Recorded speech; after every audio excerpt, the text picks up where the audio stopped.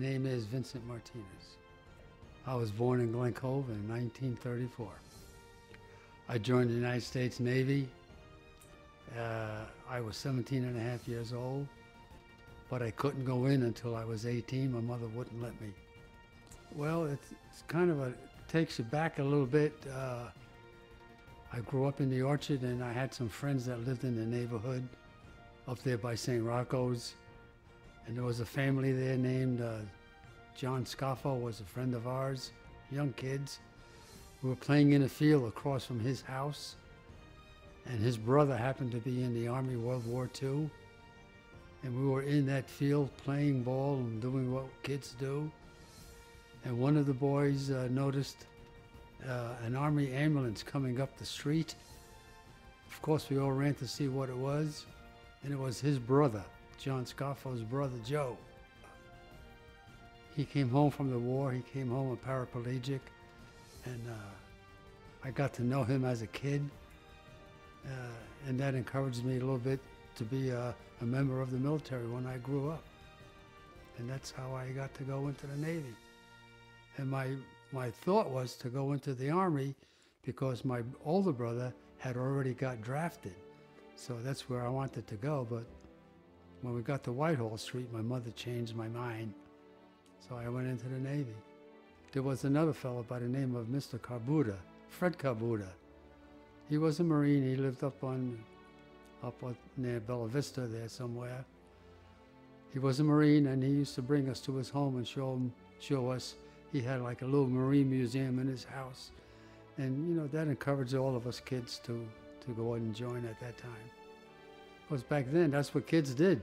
They joined the military. Today, they don't do that. They should, but they don't. And I ended up going into the Pacific. Did a lot of maneuvering around in the Yellow Sea. We were doing a lot of what we call SAR. That's search and rescue missions. We did a lot of that. Sometimes we got lucky, we found the pilot. Sometimes we didn't. You know, that was kind of bad. And I was just 18-year-old at the time. You know, it bothered you a little bit, but you get used to it after a while. I was one of the men that used to lower what we call the whaleboat into the water so that the rescue team could go and pick up this pilot. And I had to make sure that everything was in a boat that was needed, such as survival kits in case something happened to them.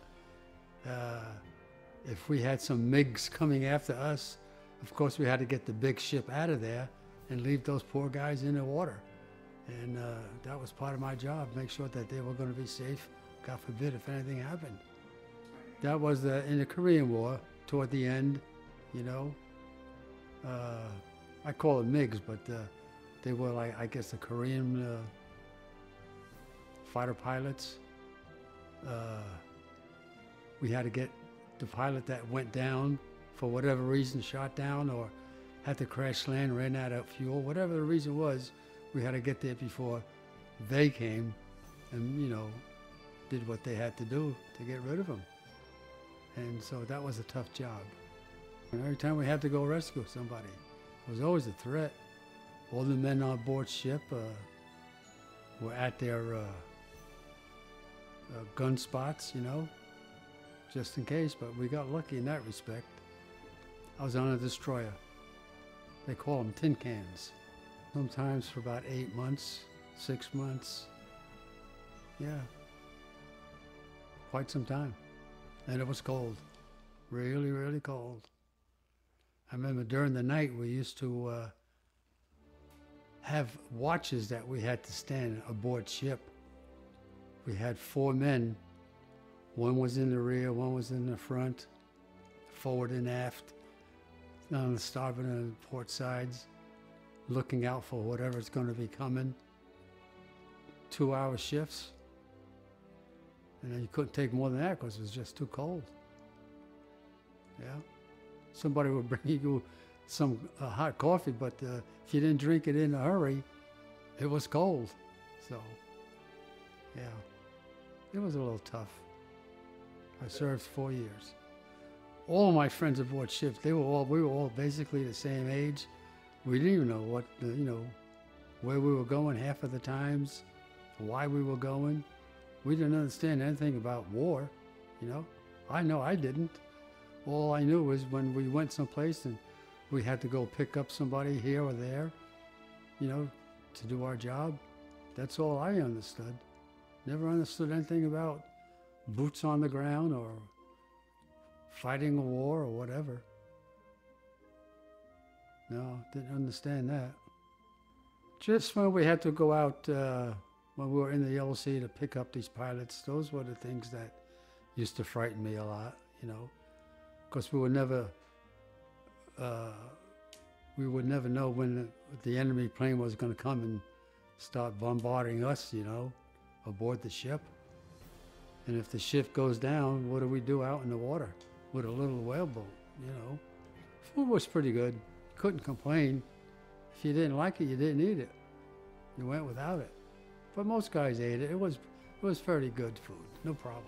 A lot of beans, a lot of coffee. Yeah. Spaghetti wasn't too bad. Of course, a lot of stuff was canned food. But it was good, it wasn't bad. No complaints on that department. I left the Navy behind. I didn't have any problems. I just felt bad that I got out. I remember I used to get up every morning at 5 o'clock, drive down to the beach to see the water, and then run around the park for about an hour, a half hour, 40 minutes. Then I'd go back home. I did that for about, maybe 8 months, 6 months. Then I got used to the living at home, So went out and got a job. Went to barber school, got a job as a barber. Did that for about 10 years. Then I didn't care for that. Then I went into the post office and stayed there for about 10 years. Then got out of that and went to work for the city of Glen Cove, and I remained there. And I'm still with them today. Keeps me busy, occupied, active. Do a lot of other stuff. I've been a member of the Glen Cove Beautification Program since its inception, since 1984. And in 1984, I adopted a spot now known as Vinny's Island since 1984. And I still maintain that to this day. And what I do in Glen Cove is when I see a flag that's torn up, discolored, and needs to be replaced, I go over to the people's home, I knock on the door, tell them who I am and why I'm there, and if they don't mind taking the flag down, and if they need help purchasing another one, I'll see to it that they will get another one. Sometimes they're not home, and I just take the flag down and leave a note what I did. When I came back from the Navy, my mother had told me that there was a girl that she met, and she said that she went to school with you. So of course I didn't know who that was. And I finally met her after a couple of months when I came home on leave. And I didn't know her from school. Her name was Sophie Schultz. Well, anyway, we met up, and I started to date her. We got married in 1957, had 2 children. Vinny, my son, we call him Muskie as a nickname, and my daughter Terry. Muskie's got 3 grandchildren, one now who is a professional fireman over in some county in Maryland, and my other grandson is a baseball coach for Iona College. He's a pitching coach. And my granddaughter, she's learning to be a nurse like her mother. So they're all doing what they want to do.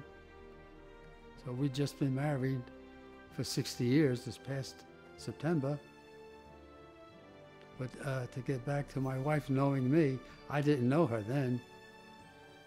She kept saying, well, I was always busy chasing other girls. That's why I didn't recognize her. I said, well, you probably got a point there.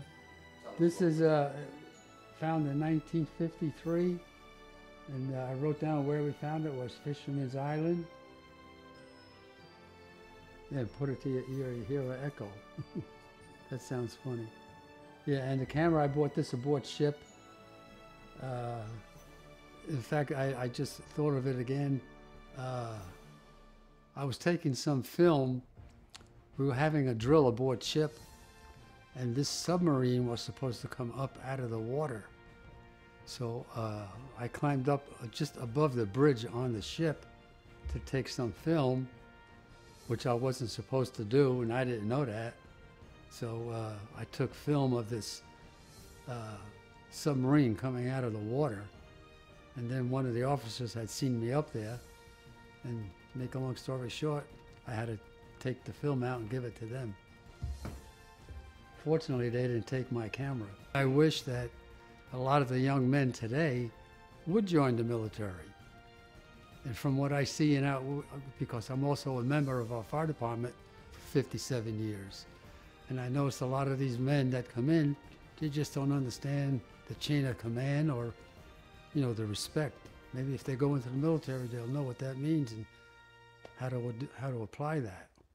I'm not the hero. The hero are those that didn't come back home.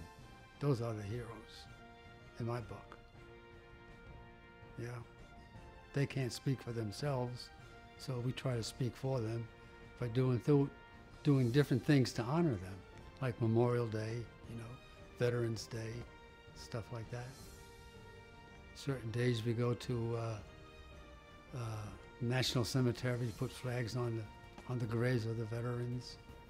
Even now today, in our American Legion, our VFW, we're always helping veterans, one way or another.